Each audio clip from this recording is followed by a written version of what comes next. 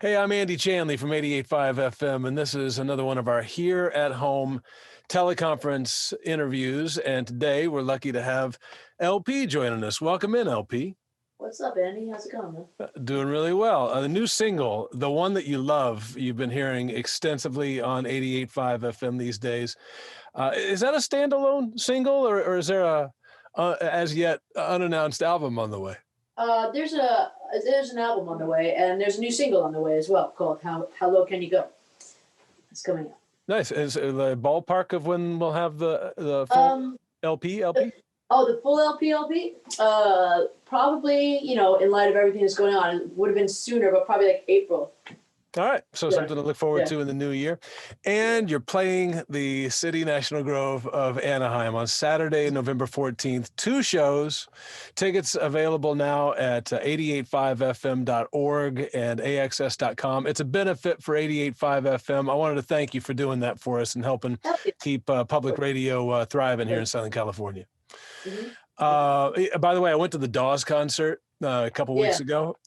Yeah, that's cool. Oh, nice. I didn't realize how much I had missed it until I heard concerts. I know. Until I heard a crack of a snare drum in the open air outside. I'm like, oh, I've really been thirsty for this for a long time now. Yeah, I mean, it's going to be, when we get back to it, it's going to be beautiful. It's going to be fantastic. Yeah, everybody's going to be hungry for it. Yeah. So the song, the one that you love, oh my goodness, it's like a whole Ennio Morricone spaghetti western romance fit into 3.5 minutes. Then you got it. Cool. And the video kind of speaks about it as well. Where'd the inspiration for that come from? We were writing down in Mexico, and I had just kind of gone on an extensive tour of South America and Mexico. I had wrapped it up with 3 big shows in Mexico City, and it was just so beautiful and inspiring. And then we went down to this hotel in Cabo San Juan, and it was we were out at dinner, and a gentleman was playing some ranchero music, and I don't know, it's just it was like being on vacation with the person you love, where you're just intoxicated by everything that's around, and we went back to the room, and I don't know, that first line just popped out, the now that you got what you wanted, and it just went from there, and it was super fun. I don't think most of the time I would collect, things I'm going to write about, and I have it already, like titles and stuff like that. But sometimes I just get into a mood, and then a whole thing I was thinking about just flies out. So that was this kind of song, and it just felt like the mood and the surroundings took it where it wanted to go. When something comes like that to you, you're out having drinks with people, or you just wake up and something's in your head. What's the mechanism for remembering that? Do you get out your iPhone and do a little? Yeah, usually. I mean, I'm a hopeless case. Too many times I've been I'm gonna remember that, and then I just it's done. Like anything, I have to record everything. In fact, even when I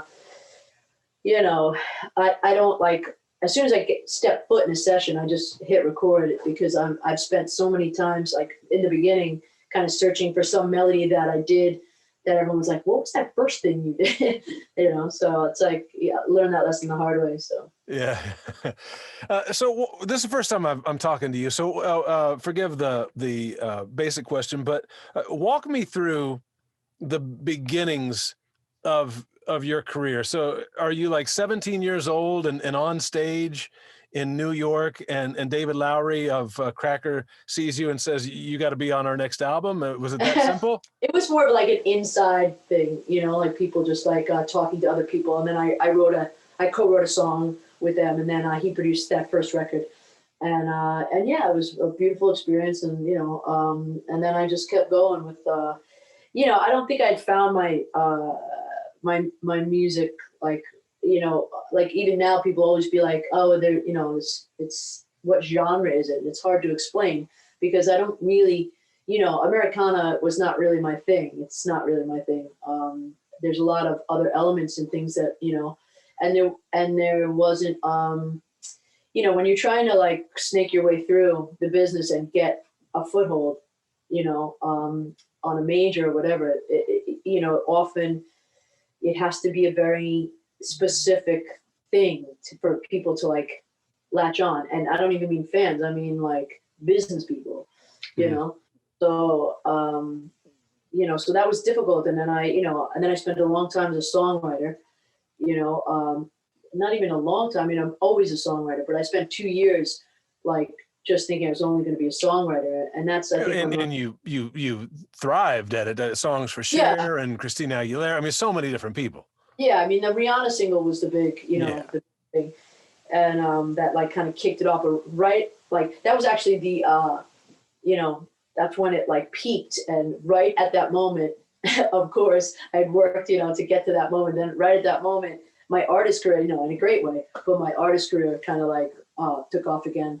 And I was only writing for myself, but yeah, writing for other people infused its energy into my own writing. And then, yeah, it became, more diverse, I think, and all that got added in. And now it's like the multi-genre is the genre in a way.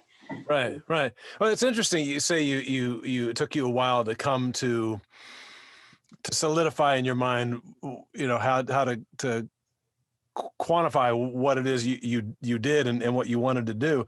Yet you signed with Island Def Jam, right? And there comes a point where they wanted you to do one thing, and you're like, "No, I don't want to do that." You seemed to have a pretty solid idea fairly early on of where you wanted to head the ship. Well, I really didn't actually. I wrote like 150 songs in the years from 2006 to 2009, and I was rudderless, really. I was just writing. I was just meeting all these big songwriters and learning a lot. And at the end of this like 3-year period, I had like 140 something songs, and then one of them got picked up by the Backstreet Boys, and that launched a writing career. So then 2009 to like kind of end of 2010, I was writing only for other people. But then I started to I was playing the ukulele for fun, and I just started writing all these songs for myself. Which became like Into the Wild and, Tokyo Sunrise and Forever for Now, which is the title track of my next record. I've had literally like 7 deals in the States. I've had like 4 majors and 3 indies.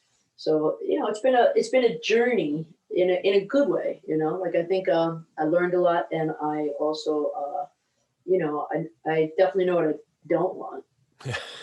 Right. Yeah.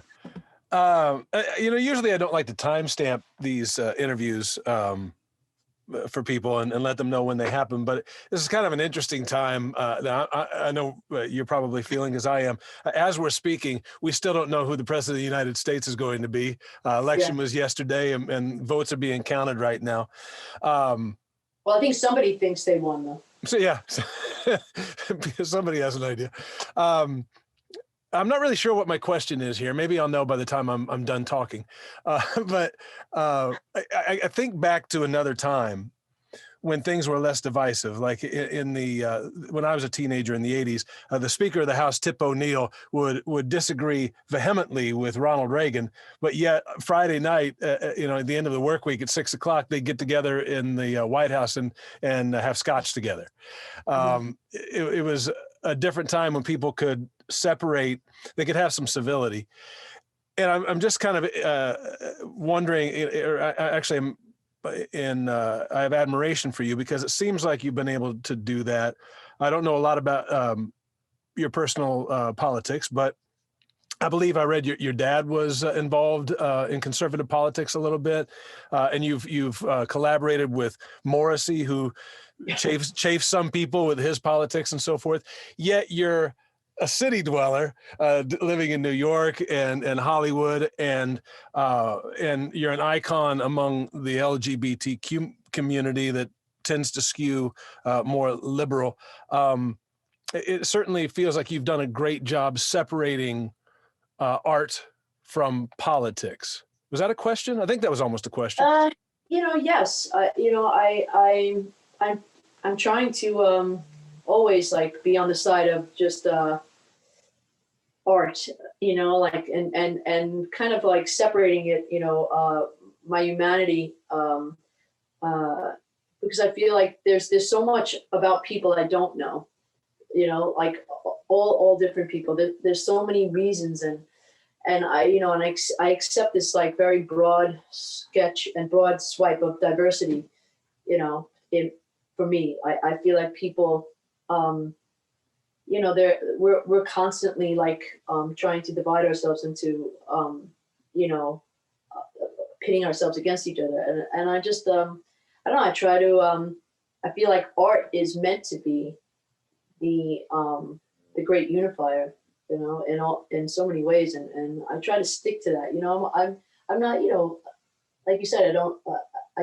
I do disagree with several people's politics that I have, known and written with or done, things with, but I feel like, by giving that person like my attention, I'm kind of trying to relate to them always, and I go to countries where I know that people don't like, what I get up to, but like, if you were gonna like walk up to everybody in the street and get a cyborg side view of like all the shit that they've done in their life and their thoughts and their dirty deeds, so to speak, I don't know who you would, sidle up next to. It's a difficult one, and the judgment, I have a song about this. The judgment is not on this plane yet, so it's not my place. So I don't know. I'm trying to understand where everybody is at all times. You mentioned traveling around the world, and there are a lot of people around the world. You didn't campaign for this job, and you weren't elected to it, but you have become an icon to people around the world. I mean, fans just, for your music, but also people who believe that they can live their best life from a sexual and a gender perspective as well, because of your example. But speak to how that makes you feel. That has to feel like a lot of responsibility, but also maybe a good deal of pride. It makes me feel good, I don't know about pride, but I just feel good. I feel like everybody deserves the dignity to express themselves how they want and to not be shut down. I mean, our world, just like what's going on right now, this is the death rattle of the people that created this particular paradigm, and they don't like it, and that's okay, but because they don't have to go away, they just have to share. It's like it's a sharing system, and it's going to keep going like this until there is equality, and it's going to be a long time. I think this is not like overnight shit, but I feel very happy that people can see alternatives.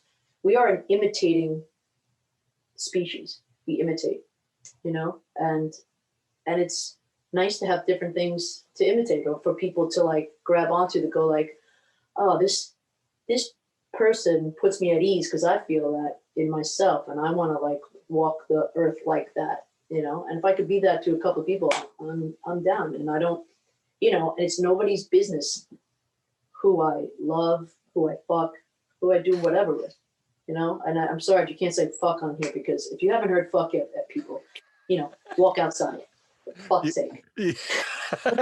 Go have a drink. I'm into like, let's all get along, as they say, and it's a simple yet profound notion. Yeah. Hey, tell me about your first guitar. Was a guitar your first instrument?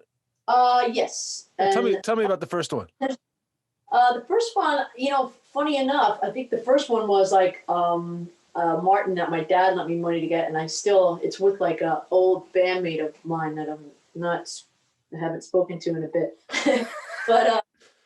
but yeah, that, and now I'm like an ambassador for Martin, and I pretty much only play Martins. I do have a nice 56 Gibson. Don't tell anybody, but and then I just started playing this really nice nylon string 1953 Martin.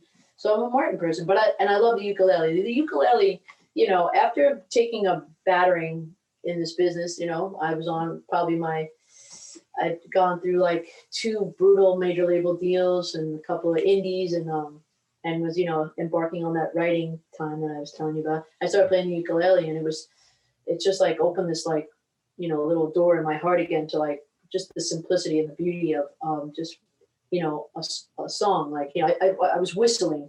That was another thing. It brought the whistling to the table because I always whistled, but then for a while I was just playing ukulele. I used to call them these little bedroom ditties, you know, and so I was doing that, and then, you know, and then I made 2 quirky, weird things like whistling and ukulele, like my like my main things in the beginning, you know, which was funny. I was never like, hey, you know what, I'm gonna be that dyke who whistles and plays. That wasn't in the like, you know, blueprint. That was like, that's what I should do. It's hard to fit all that on the front of the album.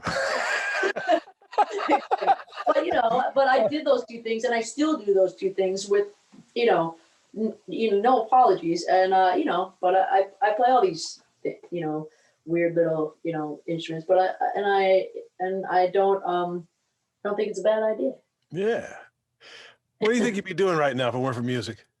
If music weren't a thing, what would you be? I think I'd be probably you know, and not because I think I know anything, but like, you know, I mean, I've been to plenty that don't know anything, but I think I might be a therapist, like a doctor, like a psychiatrist or a psychologist or something like that. Because you know, it's like, it appeals to my my need to like understand what people are thinking, you know, and that's where songwriting happened. So I think I'd probably do that just because I really enjoy dissecting what goes on in the human brain and heart, you know, and I'm always like, you know, kind of got like my own magnifying glass on what drives me in all the ways, you know, mostly romantic because that's exciting stuff, you know. I think some of your fans would tell you that you're already a therapist for them and the things that you do. There you go. Yeah, sorry. Last question. What's the best meal that you've prepared personally during the lockdown from the pandemic? Well, I bought a grill, which that's my first grill I've ever bought because, you know, New York City, you know, the best you could do is like a fucking hibachi on the fire. But I never did that because it's always like kind of like, you know, you're flipping one like veggie burger and one veggie burger you're killing some poor bastard on the street. But I never. But I got a grill here like this in this quarantine, and I cooked like I don't eat meat or like cow dairy or anything like that, but I do eat seafood. So I grilled some shrimp, and it was fucking amazing. So good. Nice. My wife is vegetarian. She's got me on these Beyond Burgers. Oh yeah, man, they're good. Man, if you would have told me, I would have thought you were full of it. There's no way I thought. So healthy, you know, so they say, but I don't give a shit. They're so good. So good. And they're also like, they're making Impossible burgers like a little bit more like Beyond's now. And I like them both. And, but yeah, I'm like, I'm with you, man. I'm right there with you. Thank you again for doing the benefit for us. Once again, the details on that. You want to see LP play, you should go see her live down at City National Grove of Anaheim, the drive-in OC. Tickets, and you go in, by the way, and you park and you get an empty space next to your car so you can spread out with people that you quarantine with. Don't have to touch anybody else. Get on your phone. They'll bring you stuff, bring you merch. I mean, you know, well, that's going to be hard for people to give up. That I've heard about that feature where they bring you stuff. You remember, like, for 5 minutes, the movie theaters, like 15 years ago, had the thing where they do, you know, they bring stuff to your seat. Oh yeah, yeah. Bring that back. I'm all about that. So now that we're doing this is pretty great. I'm nervous to do the show, like, you know, like, but I feel like you got to. I mean, it's gonna be one of those. Hey, remember when we did drive-in shows for a second? I'm like, I do. Yeah. It's going to be a lot of fun. Get your ticket at 885fm.org or axs.com. Another Nederlander concert. And Here comes radio. Go buy this record, the one that you love. You'll hear it quite a bit on 88.5 FM as well, and look for the new album coming in April. Had a hoot talking to you today. LP, thanks for joining us here on 88.5 FM. Pleasure. I appreciate you guys very much. Thanks for playing my stuff. Be good.